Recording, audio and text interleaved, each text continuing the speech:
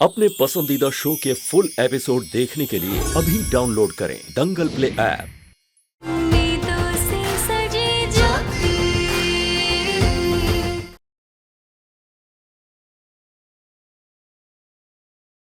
अपने मगरमच्छ के आंसू बंद कर। मैं ज्योति के फैसले से सहमत हूं। हम तुझे पुलिस के हवाले करेंगे। बस और एक शब्द नहीं, और आज के बाद भैया शब्द अपने मुंह से मत निकालना।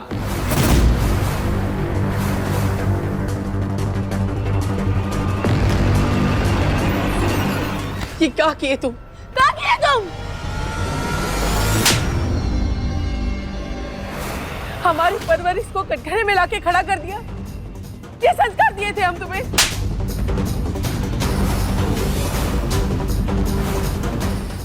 वेदांत बेटा, तुम्हारे मामा जी तो चुनाव के कार्य से हमेशा बाहर ही रहे, इसीलिए हमें इसे पाले पोसे, सारी जिम्मेदारी अकेले उठाए, अरे इसकी सारी इच्छाएं पूरी की। पर हमें क्या पता था कि हम सपूत की जगह सपोला पाल रहे हैं,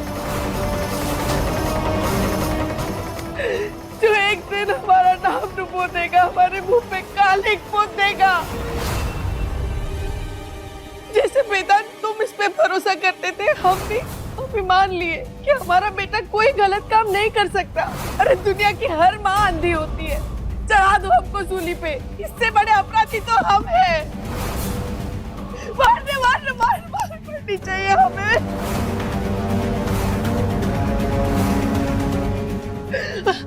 वेदांत, मारो हमें, मारो। ज्योति तुम मारो हमें, मारो। माँ जी हमें सजा दो हमें, सजा दो हमें। जो ऐसा बच्चा जने हम, अरे तुम्हारी परवरिश में क्या कमी छोड़ दिए थे हम, बताओ। ये कुछ ज्यादा ही एक्टिंग नहीं हो रही? अभी जितने खुद को जमा रही है उतने ही गिन के हमें भी कंटाप बचाने वाली है। मामी जी कितना झूठ बोल रही है।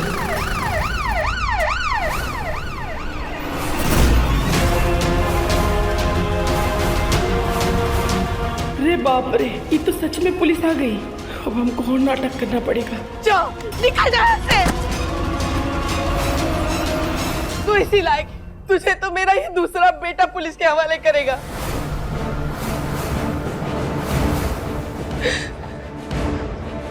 सबसे ज्यादा मेरे इस बेटे को दुख दिया है तूने। इंस्पेक्टर, ले जाओ इसे।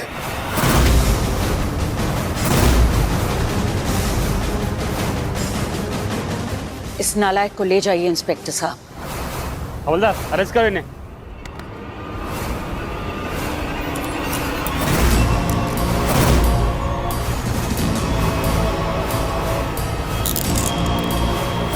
चलो थाने इन्हें। माँ मुझे बचा लो भैया। चल थाने। माँ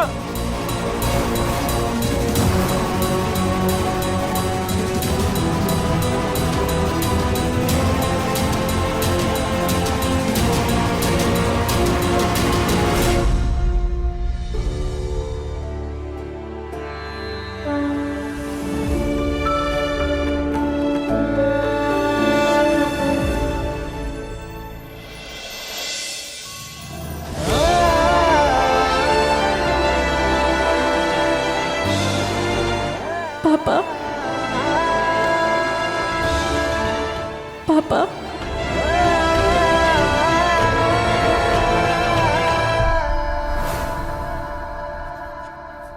वेदांत सिन्हा, मेरी बेटी का गुनहगार यहाँ पे इस घर पे रह रहा था।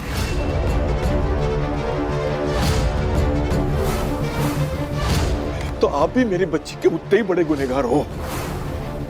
आपकी वजह से मेरी बच्ची का चेहरा जला, उसकी जिंदगी ने, उसका भविष्य एकदम से बर्बाद कराया आपने। क्यों करा ऐसा? क्यों? पापा छोड़िए वेदांत सर को, शांत हो जाइए। वेदांत सर का इसमें कोई दोष नहीं है, मेरा यकीन कीजिए। मैं खुश हूँ कि वेदांत सर जैसा पति मिला मुझे, जो इंसान अपने परिवार की इतनी इज्जत करता है, इतना सम्मान देता है। आपको तो गर्व होना चाहिए वेदांत सर जैसा आपको दामाद मिला है। अच्छा, तो पत्नी होने के नाते तेरी बात पर इनने विश्वास क्यों नहीं करा फिर? पापा, पुरु इनका भाई है, दोनों बचपन से साथ पले बड़े हैं। पुरु ने जो कहानी इनको बताई उन्होंने सच मान लिया और वेदांत सर ने मुझे भी मौका दिया अपना पक्ष रखने का। पापा, जब वेदांत सर के सामने सच्चाई आई तो इन्होंने खुद अपने भाई को पुलिस के हवाले किया।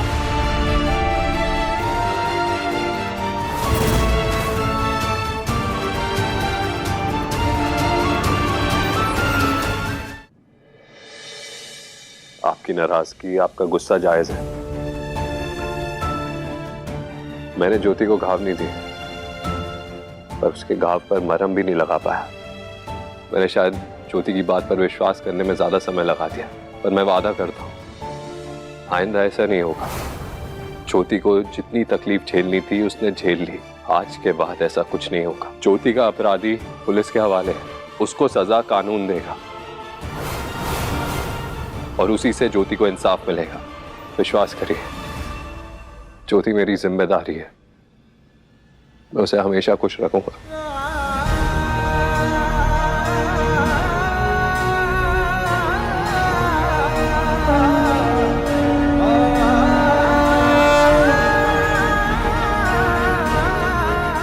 मैं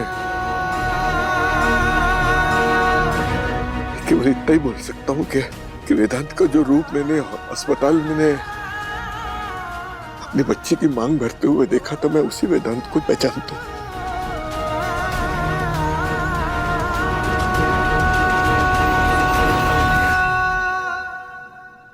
उसी वेदांत के हाथ में अपनी बच्ची का हाथ देके मैं जा रहा हूँ।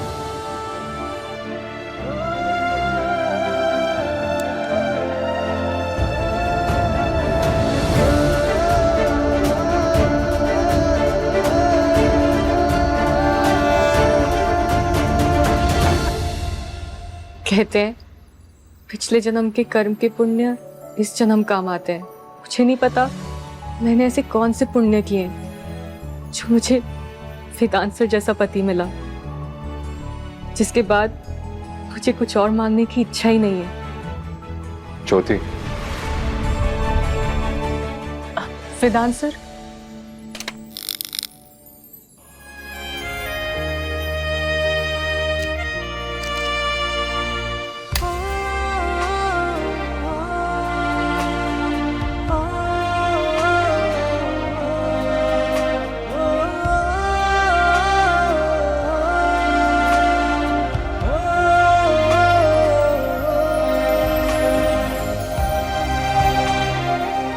मेरे साथ चलो ज्योति।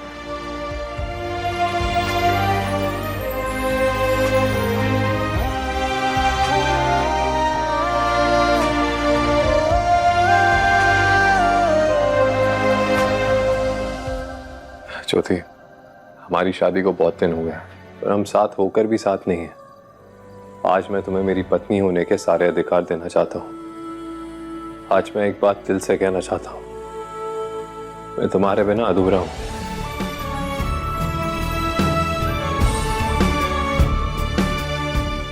अपने कमरे के अंदर आओ। तुम इस कमरे में प्रवेश नहीं कर सकती। पंडित जी ने कहा है कि ज्योति खंडित है। ईला मासी ने तो कहा था वो पंडित। जिंदगी के सुख दुख ज्योतिष या हाथ की लकीरों में नहीं होते। और वैसे भी जब तुम्हारा मेरी जिंदगी में होना मुझे तकलीफ नहीं दे पाया, तो फिर कमरे में होना कैसे तकलीफ दे सकता है? मेरी जिंदगी की ज्योति मेरी तकलीफ का कारण कभी नहीं बन सकती।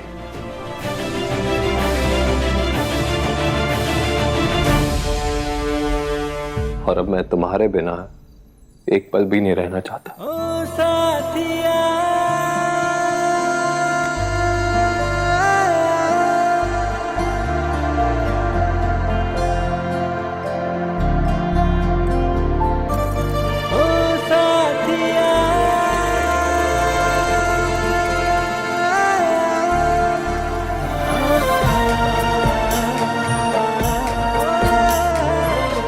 चलो अंदर।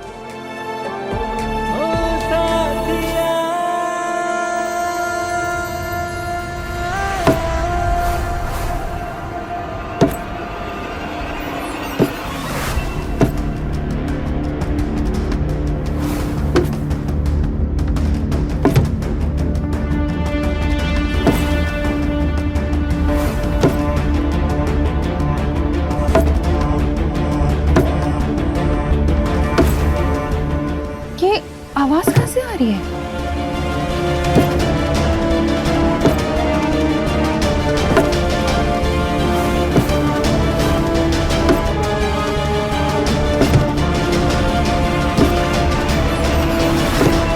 ये कौन है और ये क्या कूट रही है?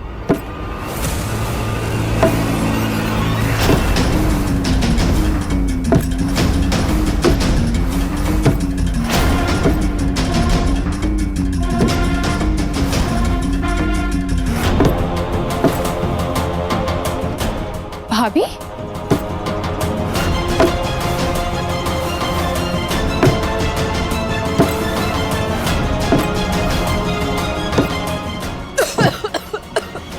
हेमा, क्या कर रही हो तुम? माँ जी, पापिन है माँ जी, पापिन है, अपराध किए हैं तो प्रायश्चित कर रहे हैं।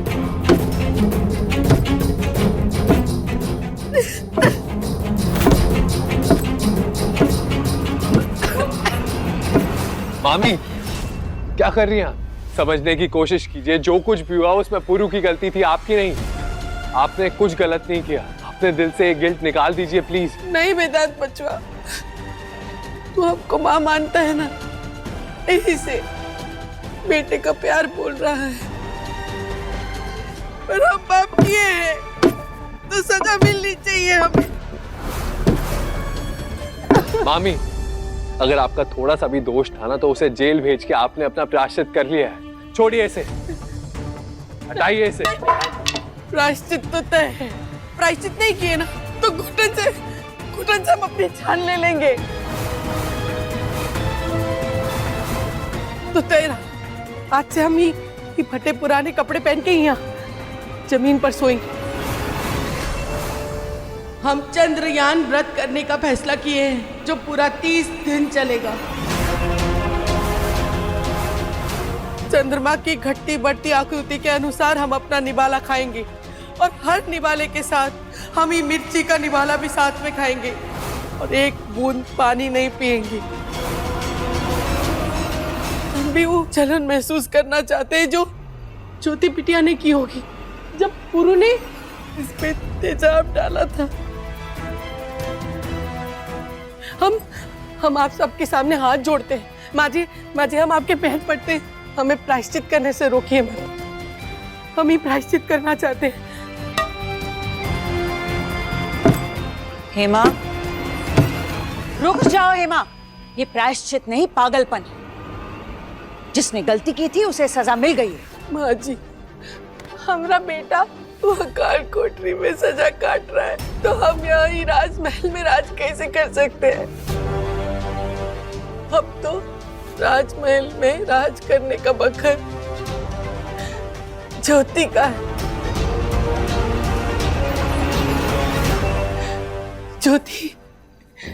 ज्योति बिटिया, तुमको ही सारा राजपाट, सारी सुख सुविधाएं मुबारक हो। सब कुछ अच्छे से रखना है बिटिया। हम तो बस प्रायश्चित करेंगे यहाँ। मामी जी ये सब करके क्या हासिल करना चाहती हैं? मेरा दिल कह रहा है कि ये प्रायश्चित इनका एक नया नाटक है, पर इनका लक्ष्य कुछ और है। क्या हो सकता है? जो भी हो, पता लगाना होगा। ये इनका रोना धोना, नाटक करना सब वो शांति है जो आने वाले तूफान का संकेत दे रहा है। मुझे सावधान रहना होगा। मामी वहां जाइए, मत करिए प्लीज। बेटा, हम तुम्हारे सामने हाथ जोड़ रहे हैं, हमारी कई बात का मान रख लो, हमें प्रायश्चित करने दो।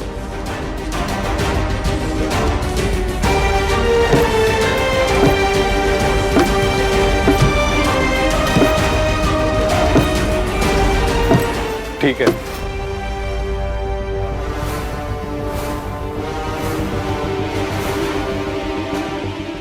पुरु के पाप से जैसे आपको धोखा मिला है वैसे मुझे भी धोखा मिला है। हम दोनों उसे ठीक से पहचान नहीं पाए, इसलिए अब जो व्रत में आप करेंगी वो मैं भी करूंगा। आपने इस घर की सुख सुविधाएं छोड़ दी, मैं भी छोड़ रहा हूं। अगर एक मां सजा भुगतेगी तो बेटा भी सजा भुगतेगा। ज्योति, अब देखना हमरे नाटक का परिणाम। ये क्या कर रहे हो वेदांत?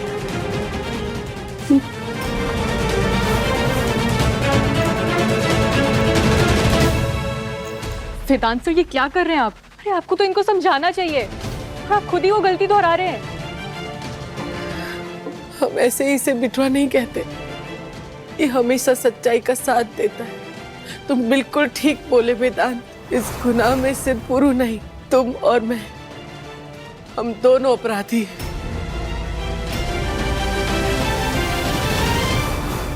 ये क्या बेवकूफी है वेदांत? माँ,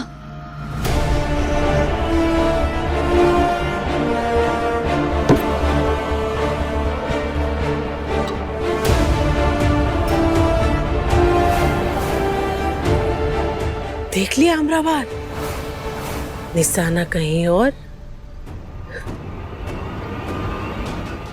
दर्द कहीं और। अब तुम्हारा आदर्श पति हमरा आदर्श बेटा बनके हमारे साथ पूरा 1 महीना ई प्रायश्चित का व्रत करेगा। रोज अपने आप को पीड़ा पहुंचाएगा। जब वो यहाँ अपने आप को पीड़ा पहुंचाएगा तब दर्द तुम्हें वहां होगा। पूरा 1 महीना वो हमारे साथ यहाँ रहेगा और वो 1 महीने में हम इंतजाम कर लेंगे कि तुम इस घर से बाहर। ई होगी हम दोनों से बढ़कर तेरी सजा। बच गई टुकटुकी।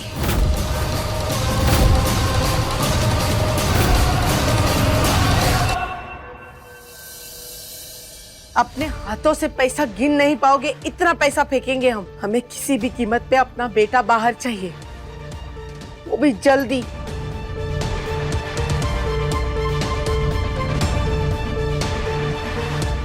इतने दिन हो गए पर मुझे तो आज तक समझ ही नहीं आता कि आपका दिमाग इतना सब सोच कैसे लेता है। मुझे लगा पुरु भैया अंदर गए तो कहानी खत्म, पर आपने तो वेदांत भैया और ज्योति को खुशी मनाने का मौका दिए बिना ही चौका मार दिया। हमारा बेटा वहाँ जेल में सड़ रहा है और वो भी इस ज्योति की वजह से। ये हम नहीं भूलेंगे और ना ही किसी को भूलने देंगे इस घर में। ये तो अभी शुरुआत है। अपने किए का एक एक हिसाब ज्योति को चुकाना होगा, वो भी सूद समेत। मामी जी ने व्रत जैसी पवित्र रीत को अपना हथियार बनाकर वार किया है ताकि वो मुझे और वेदांत सर को अलग कर सके, पर मैं उन्हें वेदांत सर की भावनाओं से खेलने नहीं दूंगी।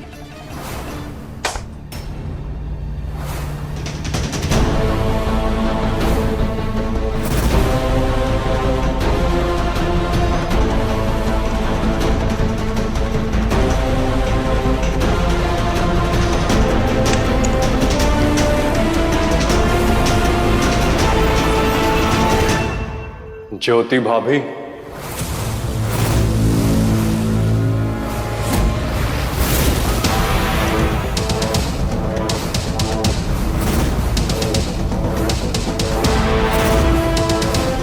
पुरु,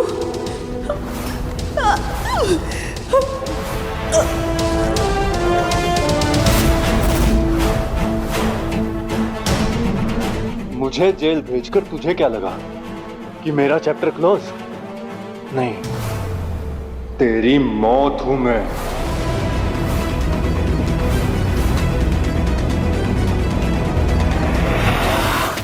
तुझे मारने से पहले मैं नहीं मरने वाला। अगर मैंने तुझे अभी मार दिया तो किसी को मुझ पर शक भी नहीं होगा, क्योंकि सबकी नजर में मैं जेल में हूं। मामूली हवाओं को पहाड़ों से नहीं टकराना चाहिए। अभी तुझे अंदाजा नहीं कि पैसे की ताकत क्या है।